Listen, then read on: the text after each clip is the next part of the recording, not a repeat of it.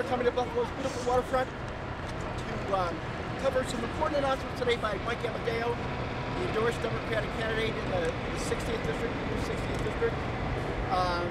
Mike is a voice for the future, representing a new way of doing things, and we are happy to be supporting such a qualified, energetic young man for this Senate seat. He's good beside the control of the New York State Senate in this year's election. So without any further ado, I want to introduce the endorsed Democratic candidate for the State Senate in the 60th District, Mike Amodeo. Mike? Hi, I'm Mike Amodeo. I'm the endorsed Democratic candidate for New York State Senate 60th District. Thank you, Chairman Lenahan, for that kind introduction, and thank you all for being here today.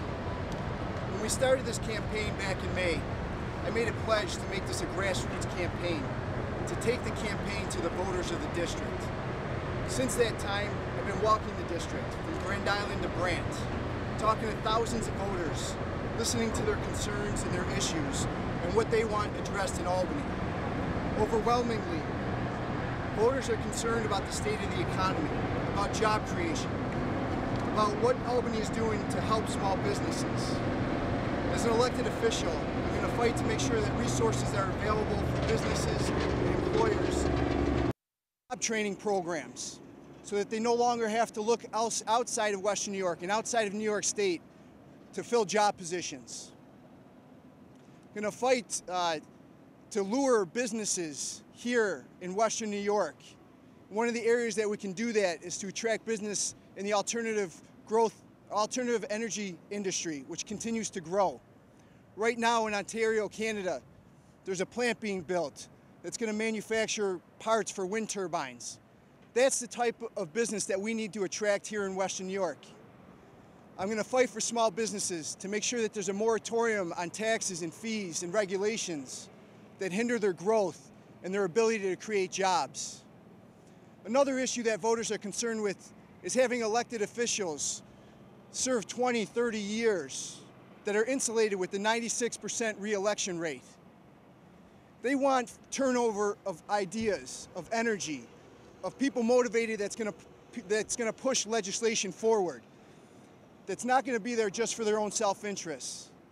Right now in Albany, they're talking about legislative pay raises. Well, with the least productive legislative session in years, I think it's outrageous that they're talking about raising their own salaries, especially when you have working families and middle-class families struggling to make ends meet. Right now, the gap for minimum wage salaries and the cost of living is huge. I'm going to fight to decrease that gap by increasing the minimum wage to $8.50 an hour. That's going to give an extra $2,900 in these people's pockets. It's not going to make them rich, but it's going to have a huge impact on their daily lives. That alone is going to help 50,000 people in Erie County raising the minimum wage. And for the people that oppose that, they say that it's going to hurt small businesses. Well, the statistics have shown that small businesses generally pay more than the minimum wage. On average, they pay $9 an hour.